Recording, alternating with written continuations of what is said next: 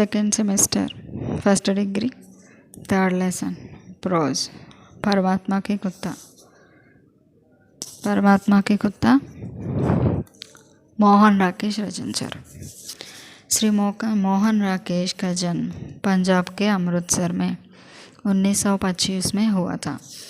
మోహన్ రాకేష్ గారు పంజాబ్లో అమృత్సర్లో 1925లో జన్మించారు। ఇన్కి శిక్షా దీక్ష అమృత్సర్ మే హుయి హై। ఈయన చదువు అంతా అమృత్సర్లోనే జరిగింది। అప్నే పంజాబ్ విశ్వవిద్యాలయ సే ఎంఏ హిందీ కియా। పంజాబ్ యూనివర్సిటీ నుంచి ఎంఏ హిందీ చేశారు, చదువుకున్నారు। कुछ समय तक प्राध्यापक का काम किया। కొన్ని సంవత్సరాలు కొంత సమయం లెక్చరర్గా పనిచేశారు। పశ్చాత్ आप पत्रकारिता के क्षेत्र में आ गए हैं। దాని తర్వాత ఈ యొక్క ఎడిటర్గా ఈ యొక్క పత్రకారిత వృత్తిలోకి పత్రికా సంపాదక వృత్తిలోకి రావడం అనేది జరిగింది। सन 1960 से 62 तक सारिका का संपादन किया। 1960 నుంచి 62 వరకు సారిక అనే పత్రికకి ఎడిటర్గా సంపాదకునిగా పనిచేశారు। इसके बाद आप स्वतंत्र लेखन में लग गए हैं। దీని తర్వాత తనకు తానుగా రచనలు రచించడం అనేది అతను చేయడం జరిగింది। आपकी साहित्य सेवा के लिए आपको నెహ్రూ ఫెలోషిప్ ప్రదాన్ की गई है। ఆయన సాహిత్య సేవ చేసినందుకు గాను ఆయనకి నెహ్రూ ఫెలోషిప్ అనేది లభించడం అనేది జరిగింది।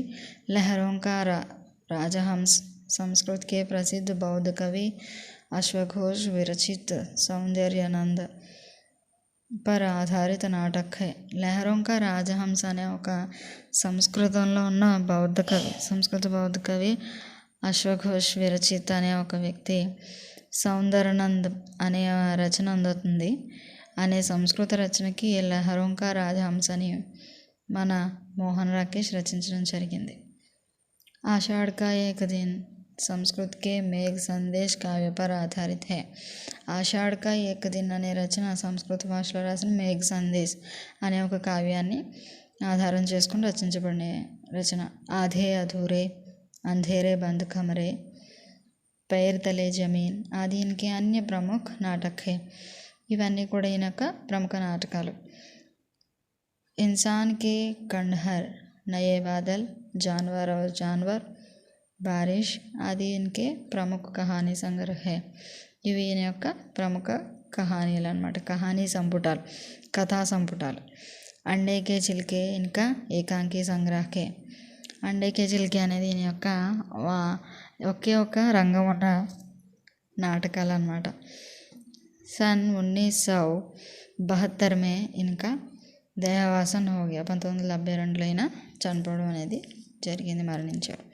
శ్రీ మోహన్ రాకేష్ एक ऐसे कहानीकार है जो सामाजिक अंशों को अपना विषय बनाते हैं। మోహన్ రాకేష్ ఎలాంటి వ్యక్తి అంటే సమాజంలో ఉన్న అంశాలని తన యొక్క కథలకి ప్రధాన విషయంగా తీసుకునే వ్యక్తి। इन्होंने मुख्यतः हास्य व्यंग्य को अपनी साहित्याभिव्यक्ति का मार्ग बनाया है। సాహిత్య అభివ్యక్తి ఈయన ప్రముఖంగా హాస్యాన్ని వ్యంగ్యాన్ని ఆధారం చేసుకుని సాహిత్యం ద్వారా తను ఏం చెప్పాలనుకుంటున్నారో ఆ విషయాల్ని వెల్లడి చేసే వ్యక్తి। సామాజిక असमानताओं तथा सरकारी मामलों में होने वाले कुकृत्यों का पर्दाफाश किया है। సమాజంలోని అసమానతల్ని, గవర్నమెంట్ ఆఫీసుల్లో జరిగే కొన్ని కుకృత్యాలు, చెడ్డ పనులు, లంచాలు తీసుకోవడం అలాంటి వాటిని ఆయన మనకి తెలియజేయడం జరిగింది। ప్రస్తుత కహానీ పరమాత్మ కా కుత్తా ఏక్ సామాజిక అంశ కో లేకర్ లిఖీ గయి కహానీ హై। ఈ ప్రస్తుతం పరమాత్మ కా కుత్తా అనే స్టోరీ ఒక సామాజిక విషయాన్ని తీసుకొని రచించడం జరిగింది। సర్కారీ కార్యాలయం మే హోనే వాలే భ్రష్టాచార్ కా రోచక్ ఢంగ్ సే ప్రకట్ కియా హై। గవర్నమెంట్ ఆఫీసుల్లో జరిగే ఒక భ్రష్టాచారం, లంచం తీసుకోవడం, ఫైల్స్ని లేట్గా పంపించడం, గవర్నమెంట్ ఆఫీసుల్లో ఎంప్లాయీస్ సరిగా వర్క్ చేయకపోవడం, ఈ విషయాలన్నింటినీ మనకి మంచి ఇంట్రెస్టింగ్గా ఈ యొక్క లెసన్లో, ఈ యొక్క స్టోరీలో రచించడం జరిగింది। कई सालों तक सरकारी दफ्तरों के पीछे पड़ने के बाद उसे कुछ ज़मीन मिलती है। ज़मीन क्या, किसी खेती के नालायक गड्ढा। అయితే కొన్ని సంవత్సరాల పాటు గవర్నమెంట్ ఆఫీసులు వెనకాల తిరిగిన తర్వాత ఒక ప్రాంతం, ఒక పొలం లాంటి ప్లేస్ అనేది దొరుకుతుంది ఒక వ్యక్తికి, కానీ అది పొలానికి ఉపయోగపడదు. నాలాయక్ గడ్డ, ఒక గుంట అనమాట. उसके बदले कुछ कम ही क्यों ना हो कुछ जमीन मांगता है. ఇది మార్చేసి ఒక వేరే మంచి భూమి ఏదన్నా ఇమ్మని చెప్పేసి అతను మళ్ళీ తిరిగి వస్తాడు. కయ్యి మహీనే సాలం ఒక ఏ అర్జీ రక్క. ఈయన అప్లికేషన్ పెట్టుకుని అర్జీ పెట్టుకుని చాలా నెలలు సంవత్సరాలు అయిపోయాయి. లేకిన్ ఫైల్ ఆగే పడితే నహి, ఫైల్ మాత్రం ముందుకి వెళ్ళట్లేదు. హర్ జగ భ్రష్టాచార్, ప్రతి చోట ఈ యొక్క అవినీతి, భ్రష్టాచారం అనమాట. అంటే ఏదైనా డబ్బులు ఇస్తేనే, లంచం ఇస్తేనే ఫైల్ అనేది ముందుకెళ్ళడం జరగడం అనేది జరుగుతుంది. లేకిన్ ఫైల్ ఆగే बढ़ती ही नहीं, इस जगह भ्रष्टाचार ही भ्रष्टाचार. इस कहानी के माध्यम से सरकारी कार्यालयों का స్పష్ట చిత్ర उभर कर सामने आता है. ఈ స్టోరీ ద్వారా మనకి ఏం తెలుస్తుందంటే గవర్నమెంట్ ఆఫీసుల్లో ఎంత భయంకరంగా అవినీతి అనేది ఉందో మనకి తెలుస్తుంది. एक प्रकार से कहानीकार इस प्रकार के भ्रष्टाचार का खंडन करते हुए స్వస్థ సమాజ్కి కల్పన करते हैं. ఈ యొక్క లంచగొండితనం అనేది, లంచం అనేది లేకుండా ఉంటే ప్రపంచం ఎలా ఉంటుంది అని మన యొక్క కవి చూపించడానికి ఈ స్టోరీలో అతను ప్రయత్నం చేశారు. స్టోరీలోకి వస్తే బహుత్ సే లోగ్ వహా సిర్ లట్కా హుయే బైఠే థే. చాలామంది అక్కడ తలలు దించుకొని కూర్చున్నారట. जैसे किसी का मातम करने के लिए जमा हुई हो. ఎలా అంటే జైసే కిసీకా మాతం అంటే ఎవరో చనిపోతే సంతాపం ప్రకటిస్తున్నట్టు కూర్చున్నారట. కుచ్ లోగ్ సాత్ లాయి హుయి పోట్లియోం కోల్కర్ ఖానా ఖా రహే థే. కొంతమంది వాళ్ళతో పాటు తెచ్చుకున్న లంచ్ బాక్సులు, భోజనాలు ఓపెన్ చేసి తింటున్నారు. దో ఏక్ వ్యక్తి పగడియా సిర్కే నీచే రక్కర్ కాంపౌండ్ కే బాహర్ సడక్ కే కినారే బిఖర్ గయే. ఒకరిద్దరు వాళ్ళ తల మీద ఉన్న తలపాకులు తీసేసి ఇంకా బోర్ కొట్టి ఎప్పుడు చిరాకు వచ్చి కాంపౌండ్ బయట నుంచున్నారు. అక్కడ అలా చలే కుల్చే వాలే కా రోజంగార్ గర్మ్ థా, కమేటీ కే నల్ కే పాస్ చోటా మోటా క్యూ లగా థా. ఆ రోజు చాలా ఎక్కువ ఎండ ఉంది. వాటర్ తాగుదామంటే ట్యాప్ ఎక్కడైతే ఉందో మంచినీళ్ళ కుళాయి అక్కడ లైన్ చాలా ఎక్కువ ఉందట. నల్కే పాస్ కుర్సీ డాల్కర్ అర్జీ నవీస్ దడదడ అర్జీయా టైప్ కర్ రహా థా. ఆ ట్యాప్ పక్కనే ఒక కుర్చీ వేసుకొని అర్జీలు టైప్ చేసే ఒక వ్యక్తి ఉన్నారు అప్లికేషన్ పెట్టుకోవడానికి. ఆ టైపిస్ట్ కొడుతూనే ఉన్నారు. उसके माथे से पसीना बहकर उसके होठों पर आ रहा था, लेकिन उसे पहुंचने के लिए फुर्सत नहीं थी. అతనికి చెమటలు ఎక్కేస్తున్నా సరే ఆ చెమటలు తుడుచుకోవడానికి అతనికి టైం లేదనమాట. అంతలాగా వర్క్ చేయడం అనేది జరుగుతుంది. సఫీద్ దాడి వాళ్ళం తో తీన్ लंबे जाट अपनी लाठियों पर झुके हुए उसके खोली होने की प्रतीक्षा कर रहे थे. ఒక తెల్లగడ్డ వేసుకున్న వ్యక్తి వచ్చాడు. అతని దగ్గర ఒక 2-3 పెద్ద ఫైళ్ళు ఉన్నాయి. పెద్ద ఫైల్లో ఎప్పుడు ఆవిడ చేతిలో పెట్టేద్దామా అని అక్కడ నుంచి చూస్తున్నారు. धूप से बचने के लिए लगाया हुआ उसका टाट हवा से जड़ा जा रहा था और थोड़ी दूर मूड़े पर बैठा हुआ उसका लड़का. ఇక్కడ మనకు ఒక వ్యక్తి గురించి చెప్తున్నారు. అతను అప్పుడు దాకా తల మీద కట్టుకున్న ఒక క్యాన్వాస్ క్లాత్ లాంటిది, అంటే ఒక పగడి, తలపాగలా చుట్టుకున్న క్లాత్ ఎగిరిపోతుంది. ఇంకా దానికి చిరాకు వచ్చి తీసేశారనమాట ఆ వ్యక్తి. ఆ పక్కనే తన కొడుకు धूप से बचने के लिए लगाया हुआ उसका टाट हवा से जड़ा जा रहा था. थोड़ी दूर కొంత దూరంలో మూడే పర్ బైఠా హువా, ఒక చిన్న దిమ్మ లాంటిది ఏదో ఉంటే దాని మీద కూర్చున్నాడు అనమాట వాళ్ళ అబ్బాయి. ఉస్కా లడకా అపని అంగ్రేజీ ప్రైమరీకో రట్టా లగా రహా థా. అక్కడ చదువుకుంటున్నాడు. సిఏటి క్యాట్ అంగ్రేజీ ప్రైమరీ, ఇంగ్లీష్లో ప్రైమరీ చదువుతున్నాడు అనమాట. ఇంగ్లీష్ ప్రైమరీ స్కూల్లో English lesson. CAT cat, BAT bat, bat మానే బల్లా, कैट माने बिल्ली, FAT फैट, फैट माने मोटा. इला कमीजों के बटन आधे खुले हुए और फाइलों बगल में दबाए हुए कुछ बाबू एक दूसरे से छेड़खानी करते हुए रजिस्ट्रेशन बेंच से रिकॉर्ड बेंच की तरफ जा रहे थे. తర్వాత అతను ఎలా అంటే ఇక్కడి నుంచి చిరాకు వచ్చి అక్కడ ఫైల్స్ అలా పెట్టేసి వేరే వైపు వెళ్ళిపోతున్నాడు అనమాట. बेल्टा वाला चपरासी आसपास की भीड़ से उदासीन अपने స్టూల్ पर ఒకడు హోకర్ बैठा है. అక్కడ ఒక ప్యూన్ ఉన్నాడు. ఆ ప్యూన్ ఏంటంటే అక్కడ ఉన్న జనాలందరినీ చూసి ఎక్కువ మంది ఉన్నారని వీళ్ళందరినీ ఎలా కంట్రోల్ చేయాలని చెప్పేసి అలా కూర్చున్నాడు. మనమే హిసాబ్ కర్ రహా థా, లోపలే క్యాలిక్యులేట్ చేసుకుంటున్నాడు. కभी उसके होठ हिलते हुए थे, कभी उसका सिर हिला जाता था. सारे కాంపౌండ్ में सितंबर की खुली धूप फैली थी. చూడండి ఇక్కడ సెప్టెంబర్ నెలలో చలికాలం ఎలా ఉంటుంది, చాలా భయంకరంగా ఉంటుంది. అలాగే ఇక్కడ అక్కడ చలి ఎంతగా ఉంటుందో ఇప్పుడు అక్కడ వేడి అంతగా ఉంది. కానీ జనాలు చాలా ఎండగా ఉన్నా సరే చాలా ఎక్కువ మంది ఉన్నారు ఆఫీస్ దగ్గర.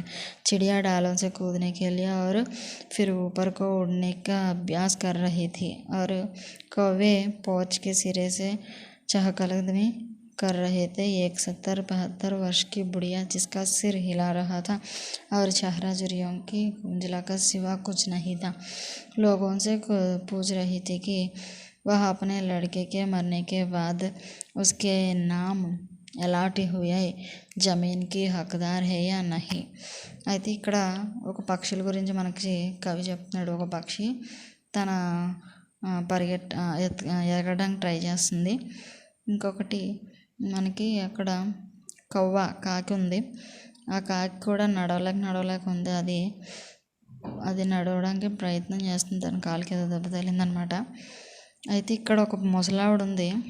ఒక 80 సంవత్సరాలు ఎంతో ఉంటాయి, 70-80. ఆవిడ అవన్నీ చూస్తుంది, ప్రజలందరినీ చూస్తుంది. ఆవిడ ఏమడగడానికి వచ్చిందంటే ఇక్కడికి ఆవిడ కొడుకు చనిపోయిన తర్వాత తన దగ్గర తన కొడుక్కి ఒక భూమి అయితే అలాట్ చేశారు. ఆ భూమి తనకు వస్తుందా రాదా, తన దానికి హక్కుదారులా కానా అని చెప్పి అడగడానికని వచ్చింది. అందరు హాల్ కమరేమే ఫైలో ధీరే ధీరే హిల్ రహీ థీ. లోపల ఫైల్స్ అన్నీ స్లోగా కదులుతున్నాయి. 2-4 బాబు బీచ్కి మేజ్కి పాస్ జమా హోకర్ చాయ్ పీ రహే థే. లోపల ఆఫీసర్లు ఎవరైతే ఉన్నారో వాళ్ళందరూ ఒక టేబుల్ దగ్గర అందరూ కూర్చొని చాయ్ తాగుతున్నారు. एक दफ्तरी कागज़ पर लिखी हुई अपनी తాజా గజల్ గయారోं को सुना रहा था. అక్కడ ఒక వ్యక్తి హిందీలో గజల్స్ ఉంటాయి. ఆ గజల్ను ఒకటి వినిపిస్తున్నాడంట ఫ్రెండ్స్ అందరికీ. వాళ్ళ వర్క్ మానేసి అందరూ ఒకే టేబుల్ దగ్గర కూర్చొని గవర్నమెంట్ ఎంప్లాయీస్ ఏం చేస్తున్నారంటే సర్కారీ దఫ్తరం అంటే గవర్నమెంట్ ఆఫీసులు అనమాట. ఏం చేస్తున్నారు, షేరు షాయరీ కవితలు వినడం, గజల్స్ పాడుకోవడం ఇలాంటివన్నీ చేస్తున్నారు. अपनी ताज़ा गज़ल यारों को सुना रहा था. फ्रेंड्स को చెప్తున్నాడు. यार इस विश्वास के साथ सुन रहे थे वह ज़रूर उसने सामा था 20वीं सदी के सीखी पुराने अंक से चुराई. వాళ్ళందరూ ఎలా చూస్తున్నారంటే ఇప్పుడు ఏంటి ఒక రావాల్సిన ఒక కొత్త తరంలో ఉండే కవిత తినేదో రచించినట్టు వాళ్ళ ఫ్రెండ్ వాళ్ళందరూ అలా చూస్తున్నారన్నమాట. అజీజ్ సాహెబ్ యా షేర్ అప్నే ఆజ్ హీ కహే హై या 2-3 साल पहले कहे हुए शेर आज अचानक याद आ गया है. सांवले चेहरे और घनी काली मूंछने वाले एक बाबू ने बाई आंख को जरा सा दबाकर पूछा. आसपास सब लोगों के चेहरे खिल गए हैं. ఈ యొక్క కవిత మీరు వినిపించారు కదా, ఇది ఎప్పుడు వినిపించారా, ఇంతకుముందు 2 సంవత్సరాల క్రితం వినిపించారా, మీరు ఇంతకుముందు ఎప్పుడు వినిపించినట్టుంది అని చెప్పేసి వాళ్ళు అనుకుంటుంటే ఒక అతను వాళ్ళ వంక చూసి ఏం చేస్తున్నాడంట, అందరూ కూడా మొహాలు అదోలా పెట్టారనమాట. వాళ్ళు హ్యాపీగా ఫీల్ అవుతున్నారు. ఇక్కడ ఒక అతను మాత్రం ఏం చేస్తున్నాడంటే ఇంతకుముందు కూడా చెప్పినట్టున్నారు కదా అంటున్నాడు. వీళ్ళందరూ హ్యాపీగా ఉందాం అనుకున్నప్పుడు అతను అలా అనేసరికి వీళ్ళందరూ మొహాల్లో ఉన్నటువంటి హ్యాపీనెస్ అంతా ఎగిరిపోయింది అనమాట. యహ్ మేరీ బిల్కుల్ తాజా గజల్ హే. ఇది నేనే కనిపెట్టాను, చాలా కొత్తది. అజీజ్ సాహెబ్నే అదాలత్కి करगटे खड़े होकर हलाफिया सच बोलने के लहजे में कहा. इससे पहले इसी वजन पर कोई और चीज़ कही हो याद नहीं. और आंखें से सबके चेहरों के टटोलते हुए उन्होंने हल्की हल्की हंसी के साथ अपना दीवान तो कभी कोई रिसर्च करने वाला ही मुस्कान करेगा. అయితే మీరు ఇంతకుముందు చెప్పినట్టున్నారే అంటే అతను ఒప్పుకోలేదు. కానీ ఇప్పుడు అంటున్నాడు అందరి వంక చూసి ఇది ఎప్పుడో చెప్పినట్టున్నాను అవును అని చెప్పి అంటున్నారు అన్నమాట. ఇదంతా వీళ్ళు వర్క్ మానేసి చేస్తున్న కాలక్షేపం. एक फरमाइशी कहा लगा जैसे शीशी की आवाज़ें ने बीच बीच में ही दबा दिया। कह के लगाई गई इस तशरीफ़ ले गए हैं कुछ क्षणों तक वक्फा यह जिसमें सुजत सिंह बल्द गुरुमीता सिंह की फाइल एक मेज में एक సెక్షన్ दूसरी మేజ్ पर चल गई है. అక్కడ ఒక గొప్ప విషయం జరుగుతుంది. ఏంటంటే ఇప్పటిదాకా ఫైల్స్ ఏమీ కదలేదు, కానీ ఒక వ్యక్తి ఫైల్ వచ్చింది, సుర్జిత్ సింగ్ అని.